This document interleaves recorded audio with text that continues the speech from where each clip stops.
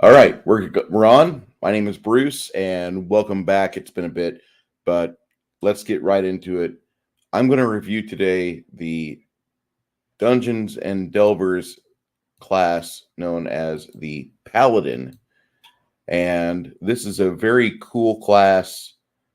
Uh, it's a class I require for damn near any campaign I run because I just feel the Paladin is best in a world where Orcus and Sarcophaga are running loose. But first, let me show you where you can buy this from. Let's go to biggeekemporium.com. Look at that. Ooh.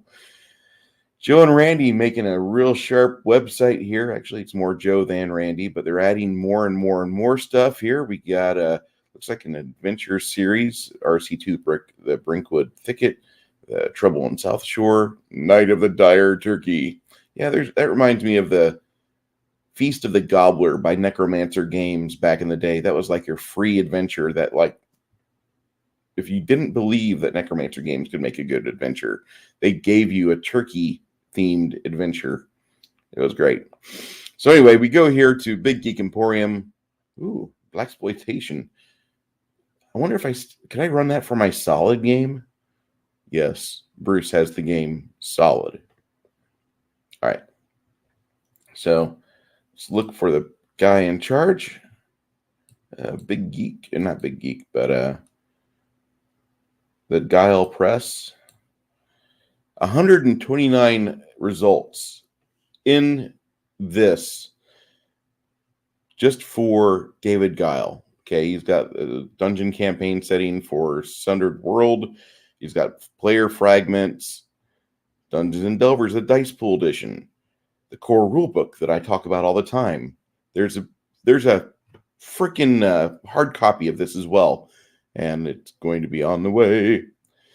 So, yeah, right now I'm holding off on that. I will be buying it, but it looks like this coming paycheck is my Black Friday discount will be coming in. So happy day.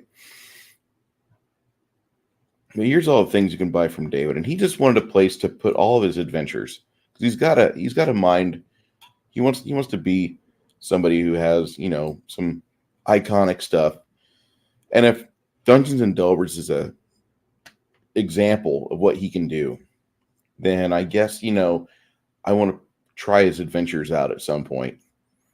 Maybe not with my main group who demands I run Pathfinder, but with people that just want to play. And typically nowadays, getting people to the table is pretty easy. For me, it is, at least. I just kind of ask them, hey, I've got something. I think it's a lot of fun. You want to join? There's really no salesmanship needed for this thing, guys. Come on. Just be friendly to each other. Get people's butts in the seats and get some dice in their hand warmed up. Throw out a battle mat if you use those things, because I sure as hell do. Until I convert over to a grid map or gridless game map system. Not Theater of the Mind. Theater of the Mind is fine for people, don't get me wrong, but I prefer miniatures. I prefer skirmish terrain. I don't know how far that is. It looks like 35 feet in measure. It's 35 feet, and guess where you're going? 35 feet that way. Have fun. This is a Paladin.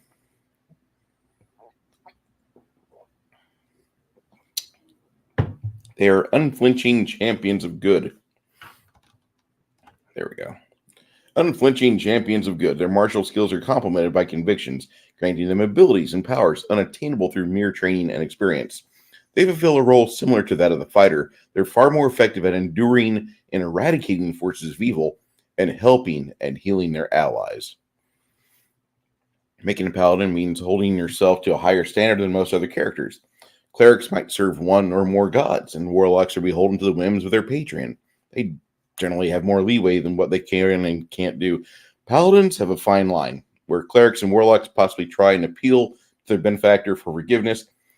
Paladins are mortal conduits, unwittingly chosen by the cosmic powers of all that is good and pure to cleanse the world of evil. Those who stray from the path, more often than not, find themselves forever powerless. Second, unlike fighters who must choose between complementing their offensive or defensive capabilities or mastering special maneuvers, paladins must Also choose between a fourth category that grants him additional abilities when confronting the forces of evil. If you're comfortable with the above, then paladins are otherwise familiar to a fighter. Strength should be the highest ability score since it benefits your attack and damage rolls, followed by either constitution or charisma. The former helps keep you alive and resist many harmful effects. The latter is key for your paladin talents. In any case, whatever you choose for your second highest, the other should be your third highest. Your base wound points is 6 plus con. At higher levels, it's 4 plus constitution. Your base vitality is 4. Vitality points at higher levels is 2 every level. All right. You can choose any suit of armor up to medium. Choose one. An advanced melee weapon and any 2 basic weapons. If you choose a weapon that uses ammunition, it comes with 20 arrows or bolts. 1 advanced melee weapon, shield, and basic weapon. If you choose a weapon that uses ammunition, it comes with 20 arrows or bolts. I would recommend the advanced. Get a Dungeoneer's pack, some silver and some copper, or an Explorer's pack and some silver, or a Healer's pack and some silver. Your attack bonus goes up at first level to +2 at 4th, to +3 at 8th, to +4 at 13th, and a +5 at 18th level. Your damage bonus goes up at 2nd or at 7th level, at 12th level, and at 17th. Whenever you gain a damage bonus, you can exchange it for a paladin talent that you qualify for. It will reduce your overall damage bonus. If you want the lay on hands talent at 7th level, you'd have a +1, but you swap it out. You get lay on hands. It gives you flexibility. This is a lot like the fighter. The fighter can swap out bonuses as well. I wouldn't really do that a whole lot, but you can do it. Smite Evil. Here's something you do at first level. You inflict melee damage normally against any evil entity, ignoring damage resistance and immunities that are not due to armor or magical effects that are due to evil creature. First example, you deal damage normally to a ghost, even with a mundane club or fists. You'd also inflict normal damage to a demon, but it would benefit from wearing armor that wasn't fiendish in nature, like a Gambison or mail, Magical protection created by a human spellcaster. Rule of thumb is that if it's evil, the paladin has no trouble getting through it. The paladin is your hot knife. The evil defense item is butter. You get the following benefits as you increase. At 5th level, you get a +1 damage against evil creatures. At 10th, you get a +1 attack roll against evil creatures. At 15th, your crit range is increased by 1 when attacking evil creatures. And when you score a critical hit, or increase the result by your paladin level. At 20th level, you can charge your weapon as a swift action. If you attack an evil creature with it before the end of your turn, the attack roll is assisted. Pure of Heart means you add your charisma to any saving throw, your charisma bonus to any saving throw made to resist the magic and abilities of evil creatures. Now, this is a lot like the 2nd level ability in Pathfinder, where paladins get their charisma bonus to all saving throws. Kind of crack cocaine, if you ask me, but another reason why I recommend the paladin to my players is because I love making you roll for saving throws. That is the joy. That is the jam on my peanut butter of difficulty I put in my game sandwich. Eat up, kids. Sense evil. You can sense the presence of evil entities. You have to spend the equivalent of a standard action each round, focused on a 30-foot cone, and that requires concentration. During the first round, you only know that there's evil or there's not within range. On the second round, they become visible to you as dark auras. The more malevolent the entity, the darker and greater the aura is. Okay, David, the effects of this class feature cannot penetrate what, David? All right. Paladin talent. At any level where you specifically gain a paladin talent, you choose a talent limited to paladin class. You can otherwise choose from either paladin or fighter list. Paladin talents, those go up. On a added talent, well, you can get from fighter or from fighter or paladin list. Multi-attack.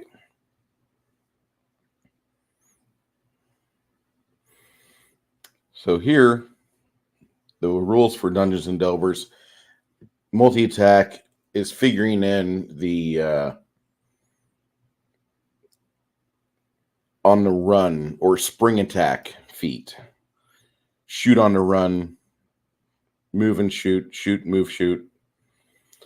You can do that. You make 3 attacks at 10th level, and at 20th level, you make 4 attacks. Not bad. Okay, here's what I don't appreciate. You can even switch between weapons. You can hit somebody with your long sword, draw your lance as your that really doesn't make sense. And you're gonna have to tell people as a ruling, no, you cannot swing your sword for the first 2 attacks, and then after you drop that guy, you know he's dead, you're running to make your 3rd attack with your lance, which you had stowed on your back. Really, brah? No. And this is where a DM that's been in the games will make a ruling. He doesn't need the rules to be outlined and contradict him. The ruling is you can use a dagger on your 3rd attack. You can use a whatever. But the way this is written, the way that he wants to keep this kind of fast and loose, yeah. But reaching around and for the 3rd attack, I'm going to unholster my longbow, string it, and fire it off. No, dude, can't do that. That's too much. Here we go with the chart. Beautiful chart. I like the way he does this. I need to learn how to do this for my own game. No, I don't. I don't need this. But this is nice. This is very pretty. Talent. Damage bonus +1. Paladin talent. Look at that. Look at all those paladin talents. You get 1, 2, 3, 4, 5, 6, 7, 8, 9, 10. 10 paladin talents over the course of your adventuring career, should you make it to level 20. All right. I hope that's enough. If not, you're going to be sucking some damage bonuses down. I really would think that you shouldn't do that. You need the damage bonus. The code. Paladins are shining paragons of purity and good, chosen by benevolent cosmic forces that transcend even the gods. Should a paladin willingly commit an evil act, such as rape or murder, they immediately and forever lose access to Holy Strike, Sense Evil, and any paladin talent that is not also available to a fighter. My once meant Holy Smite. That isn't available to a fighter.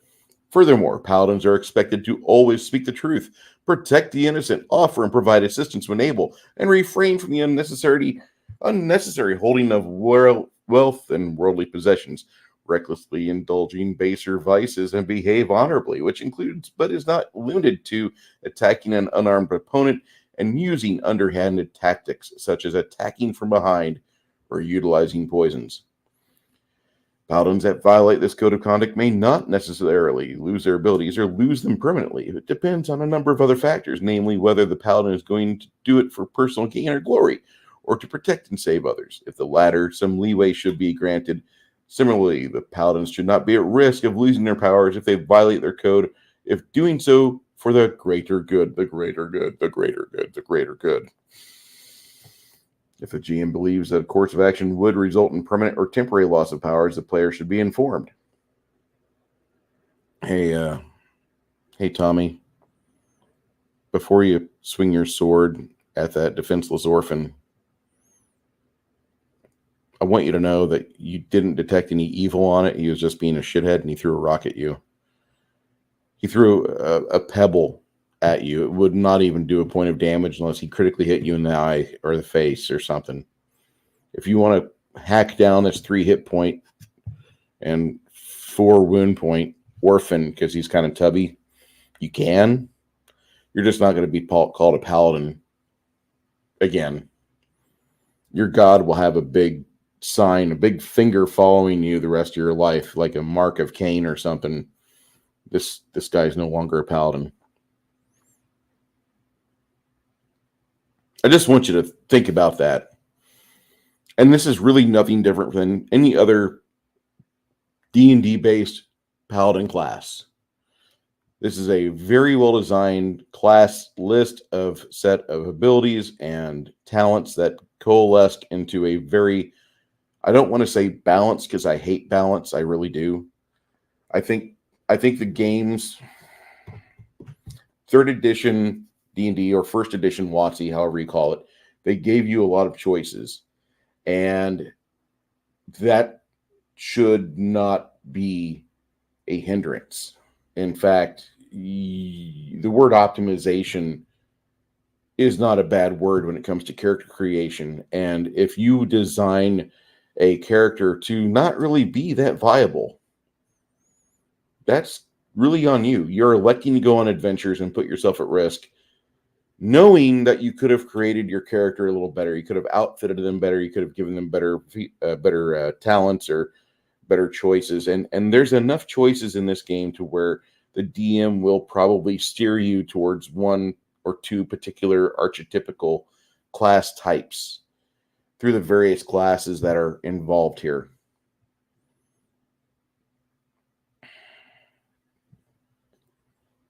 This, so far that I've read, I'm enjoying this quite a bit. The player should be informed if they're going to lose their Paladin status, which means no more Paladin. A temporary loss might simply require time before they are regained, like a test, to see if the character is capable and willing of doing good without them. Atonement, which may or may not require the attention and intervention of a god or angel, or completion of a quest. There was a game I ran 4 years ago at Night Watch Games in San Antonio. We had this kid, I can't even remember his name, I think it was Jonah, and he was playing a Paladin, and he didn't believe in the Paladin code. He just said, I'm in this class just for the benefits. I want to go fuck bitches.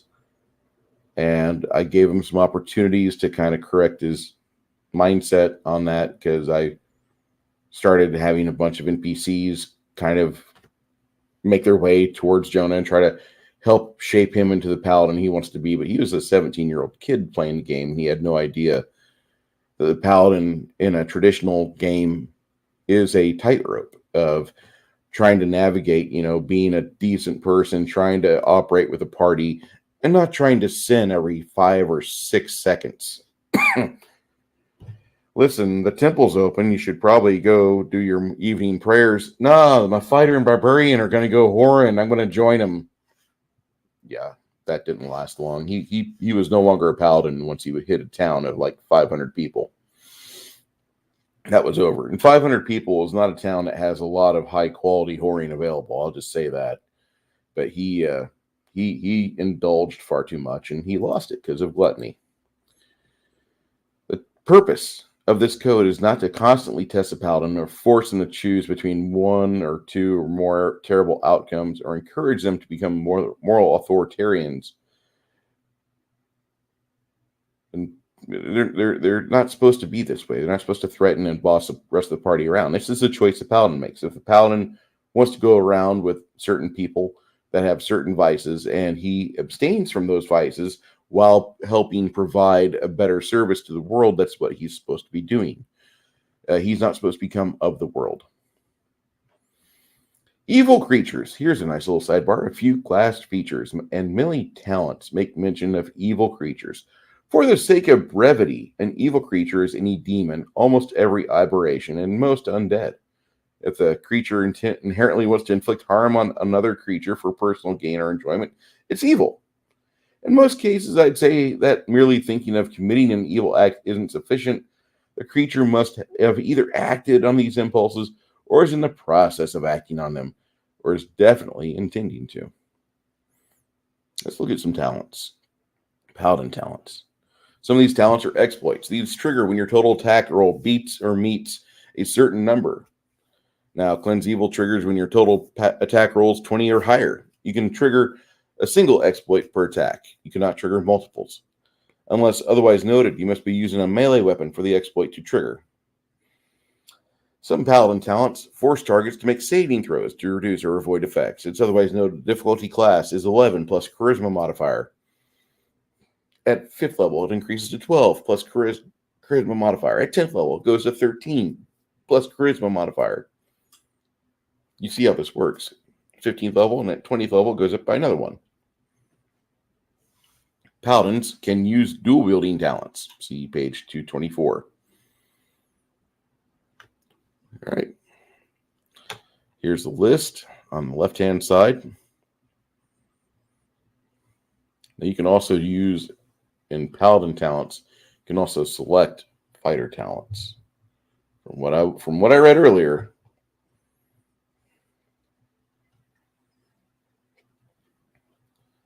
oh, my bad. On Paladin talents, it's Paladin talent only. You can otherwise choose from other talents, from talents that you would otherwise gain that are not labeled Paladin talents. You get the Paladin or fighter list. Still not a bad. That's still not bad. I'm not sorry. All right. So Beacon of Hope. It requires unflinching courage. Allies that can see you are immune to frightened condition. If they were frightened previously when they first see you, they can immediately move, make another saving throw. They see you harm the creature that frightened them, the condition ends. Exploit 20. When you harm an evil creature, allies within 30 feet of you gain a temporary vitality point equal to your attack bonus and charisma. Nice. Blinding Smite. This is an exploit. When you harm an evil creature, they must succeed on a con save or be blinded until the end of your next turn. When you reduce an evil creature to 0 wound points, you can instead reduce them to 1 wound point and permanently blind them. I'm giving mercy upon you. If you score a crit, instead they're blinded for a round per Paladin level. In this case, they're automatically blinded, no save, but can attempt a con save at the end of each of their turns, at the end of each of their turn to end this condition, which means that they don't get to do it as soon as the Paladin's turn is done. No, they have to wait for their initiative, do their initiative, and at the end of their move list, at the end of their item list, their flow chart for their initiative for that round, they can attempt a save at only that time, not before they do their actions. Charming Demeanor. Get a +1 bonus on diplomacy and reaction checks. If they're made friendly, and then until you do something to anger them, they won't betray you. Unless somebody they care about is legitimately threatened with harm or death. And even then, they will do whatever possible to minimize the harm to you and your friends. Even attempt to alert you as who's forcing their hand indirectly if necessary. Cleanse Evil. They have to make a con save or take a point of damage at the start of their turn. This is similar to the bleeding condition. It's not needing to bleed nor even be alive. They just gradually decay. At the end of each of the afflicted target's turns, they can attempt a con save to end that effect. And the effects of this can stack, increasing the amount of damage suffered by 1 each time. It cannot exceed your attack bonus. It also stacks with a bleeding condition, though a separate saving throw is made to end that condition. So you have to have 2 saves if they can bleed. All right, Confrontation is a swift action. You challenge an evil creature that you can see. It must attempt a wisdom save or be unable to move further than 30 foot away from you for 1 round per Paladin level. Nice. The effects of this talent also end if you're willingly moved further than 30 foot away from your target, or you end your turn without attacking it. So this is kind of like, we're going to get to business here. They have to make a wisdom save or be unable to move further than 30 foot away from you for a round per Paladin level. That's a rough condition right there. For the duration of this talent, your armor class, damage reduction, and saving throws are increased by your charisma bonus against the attacks and effects made by creatures other than the one you challenged. And your target suffers a penalty to its attack and damage rolls unless the attack is directed at you. So they don't suffer penalties against you, but if they try to delay it by attacking or going after friends of yours, then they suffer a likewise penalty of the charisma bonus you have. If that a talent ends before because you willingly moved more than 30 foot away, you cannot use it on the original target again ever, nor can you use it on any other creature that is part of the current encounter. If something forces you to move further than 30 foot away from you against your will, so long as you move within 30 foot and attack the target before the end of your next turn, it remains active. If it ends because the duration expires or you were unable to close the distance after being moved more than 30 foot against your will, you still cannot use it on the original target again for the duration of this encounter. But assuming that you both survive, the next time you face them, you can confront them again. That's a pretty cool talent right there. Enduring health. You're immune to all poisons and disease, as well as effects from evil creatures that will reduce your maximum wound points or change your shape against your will. This talent prevents you from being shape changed, polymorphed, whatever you called it. Plus, it also gives you half the durations for temporary injuries or such. Any lingering injuries are only half as long because your health is amazing. That's crazy. Here's one I think you should. That's one you should probably pick in your early to mid levels, because if you have to fight a mummy, yeah, that's great. Ever vigilant. You gain a +1 bonus to your perception and search checks. And when you use Sense Evil, the range for this is increased to a 60-foot cone. Nice. That should be chosen pretty early on. Lay on Hands. You can use Lay on Hands as a swift action. Number of points granted on it is doubled. Hear Evil. When you use Sense Evil, you can also hear the surface thoughts of evil creatures within 30 foot of you. You don't have to see them. You just need to be within 30 foot of you. If you focus on the thoughts of a single creature, you can learn what it's currently thinking. They're only simple surface thoughts. If you wish to hear more complex thoughts, they get a wisdom save on a failure. You can hear its thoughts for a round per paladin level. Otherwise, it's immune to this talent until you inflict wound point damage upon it. Illuminate the truth. Now, this sounds like Zone of Truth. When an evil creature is within 30 feet of you, weapon you're wielding begins to glow, shedding light out to 20 feet. When you strike out an evil creature with your weapon, they revert to the true form, and any illusions concealing them are dispelled. This is Lay on Hands. Get a pool of points equal to charisma plus your paladin level. Your standard action. Is that charisma bonus plus your paladin level, which is what I think? Or is that, let us know, David. As a standard action, you can touch a creature and spend as many points as you wish. The touch creature regains that many wound points up to the maximum. You spend 5 points to reduce the duration of disease, poison, or lingering injury by 1 full day. You regain spin points when you take a long rest, but once you run out of points, you spend your own wound points to heal creature. I hate the words long rest. I hate the word short rest. It's a 4E-ism that we don't need to have in modern gaming. When a creature within 60 foot of you suffers a wound point, as a reaction, you can suffer it in their stead. You can have all those wounds appear on you as if you were the target. That can't prevent a creature from being grabbed or otherwise moved about, but does prevent them from being burned, frozen, envenomed. You can martyr for somebody else. That's pretty cool. Noble Steed. You get a mount. It doesn't have to be a horse. It's equal to your own. Levels up when you do. Mount acts on your turn as you control what it does. It's at least as intelligent enough to understand your commands. Unless it's higher, then it's charisma +0. Unless it's also higher. Immune to fear, completely loyal to you and your allies. Even if it's charmed or dominated, it cannot be compelled to harm or betray you or your allies. Doing so will end such effects. This is a really well-designed set of talents. Push back the darkness. When the weapon is glowing due to the presence of evil, the light it sheds can keep at bay. Evil creatures treat the light as difficult terrain. Nice.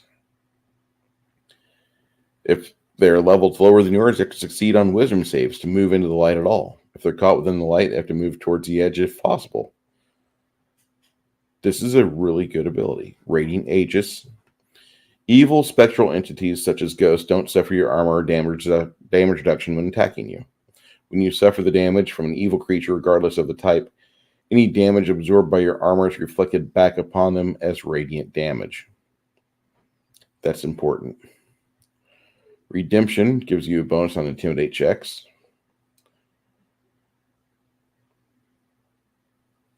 That means that when they surrender to you, you can demand they repent. If they agree, then later renege on that promise, you know what they did and where they are. After that, you can add your charisma to both attack and damage rolls to defeat them a second time. I would hope you don't have to have that in your game. I'm just saying that I don't need to be a DM prick whenever, Tom's going to attack you again. No.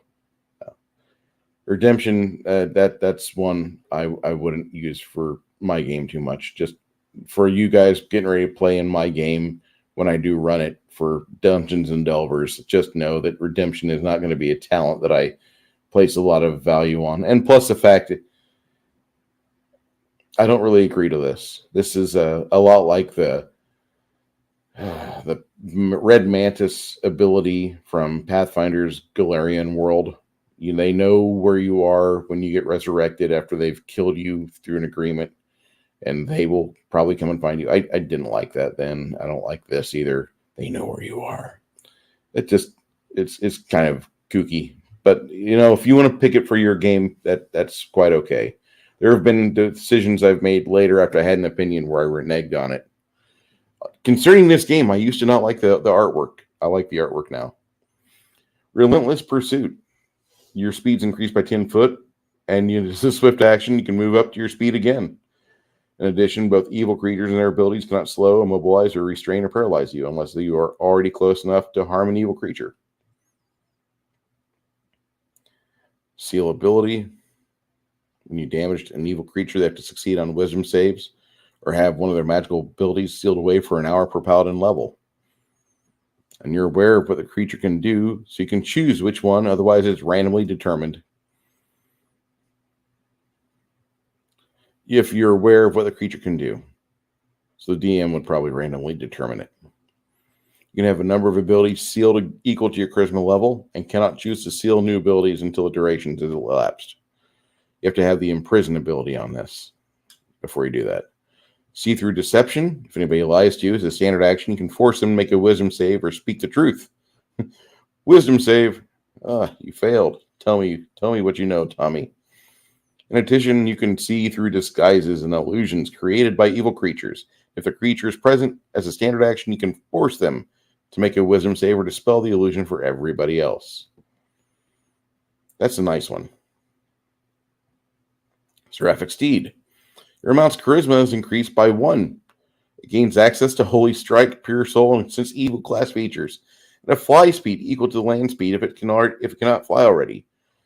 When it wishes to fly, glowing wings will emerge from its back, unimpeded by clothing and armor, and if it could already fly, it's increased by 10 feet.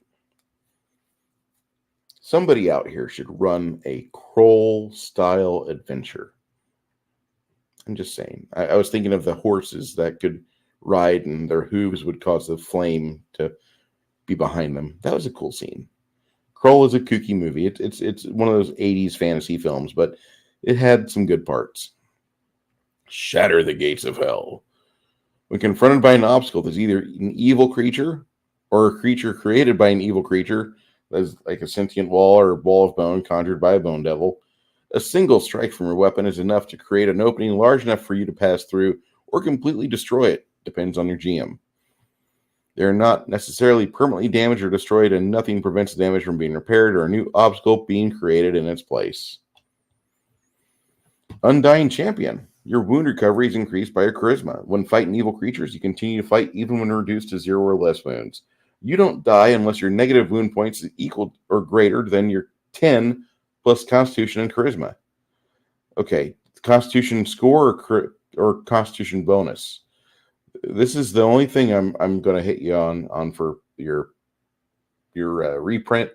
Don't do a new edition, just do an updated version, and let us know, because that's quite a bit. Like, you could have somebody with a lot of, anyway.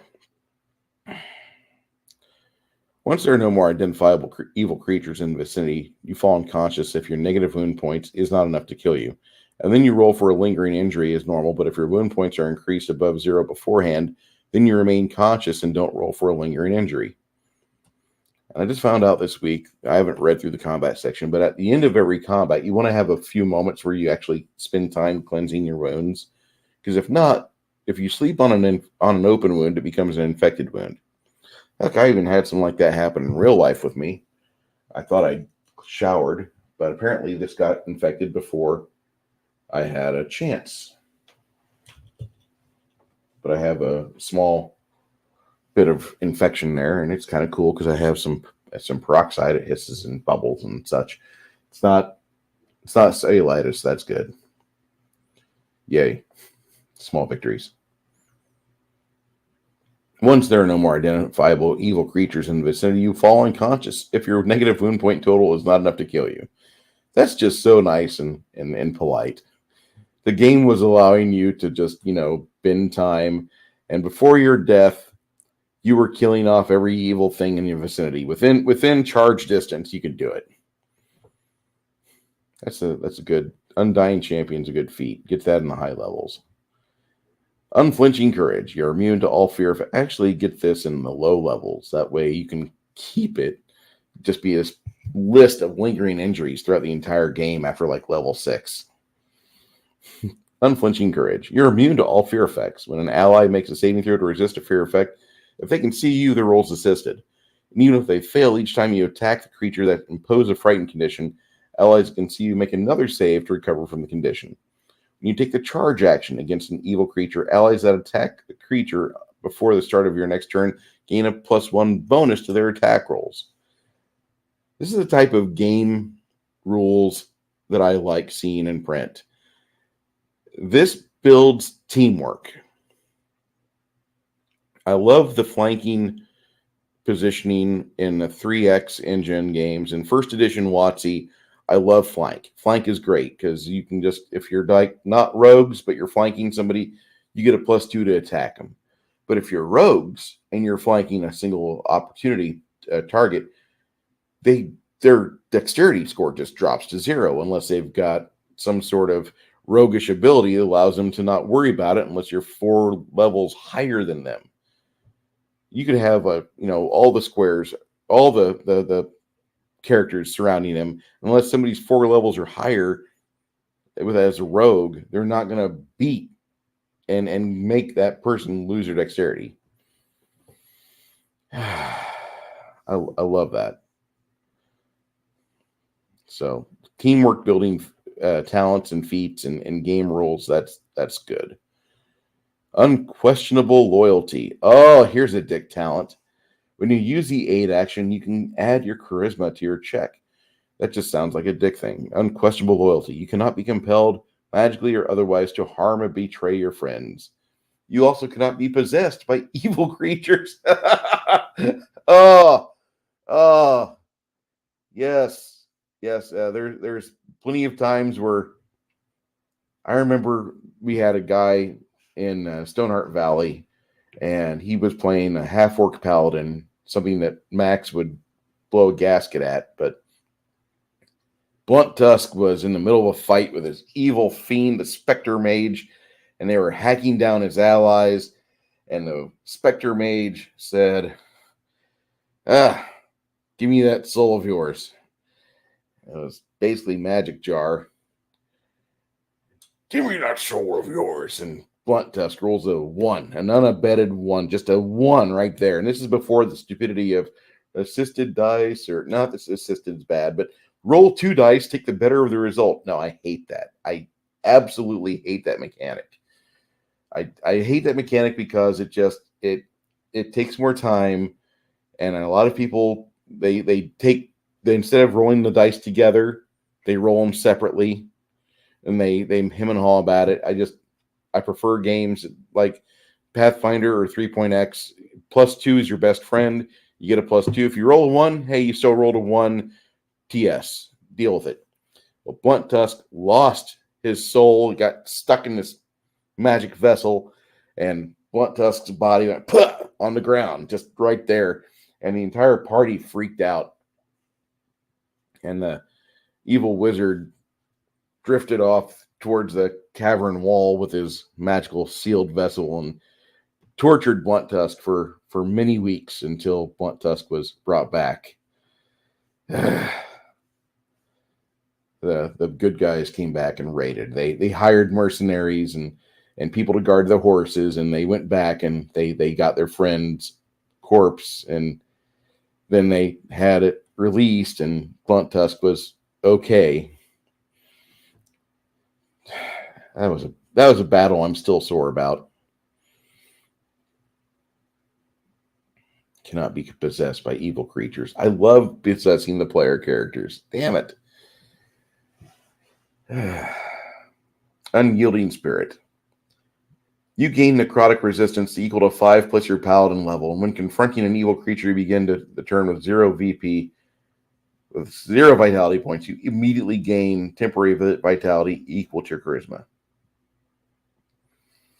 Now, there's a lot of things in this talent list that it kind of mirrors what the Barbarian's able to do, but everything is more wholly aligned. The Barbarian just is a wound point vitality machine. He's just health on 2 feet.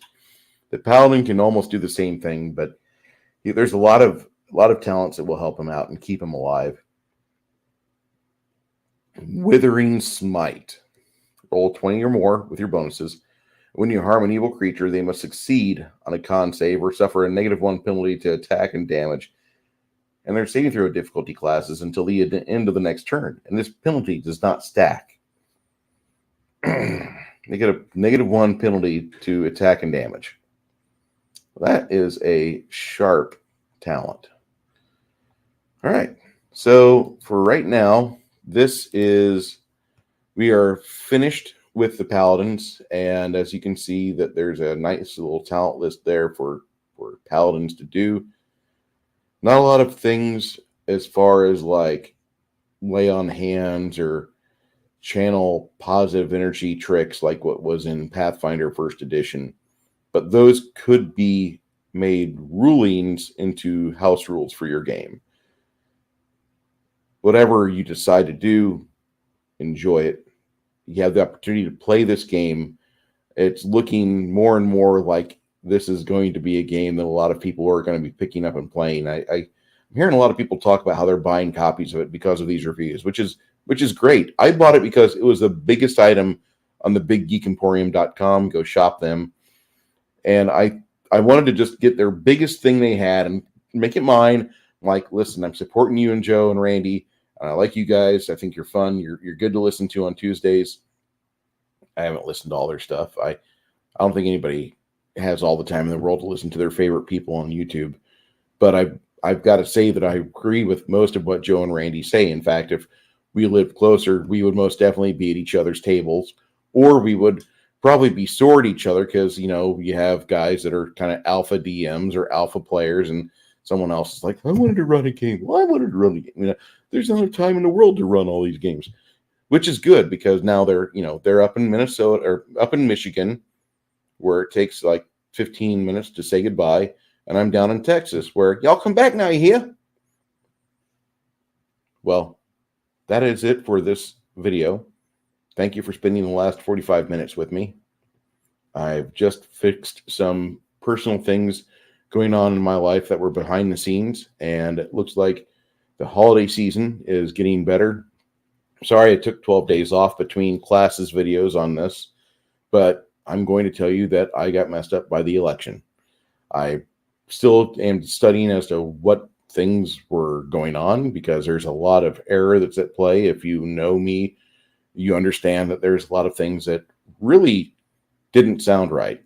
And if you're just coming at it from somebody who wants to have a better life and they want to be a capitalist, there was a lot of things to cheer about that are resolved from last week's election. So don't let the news or media tell you otherwise. Yes, there are things in place and going to be in play that are trying to make your life more miserable, make you have to pay more because of logistics or fuel charges. We're all having to deal with that. And I hope that you have the resources and the guile and the wisdom to temper your reaction and deal with these things properly, because I want you to have the chance to enjoy yourself when you're not having to put money in your wallet and put food on your table. That's the main thing. You guys have a great night. May all your hits be crits.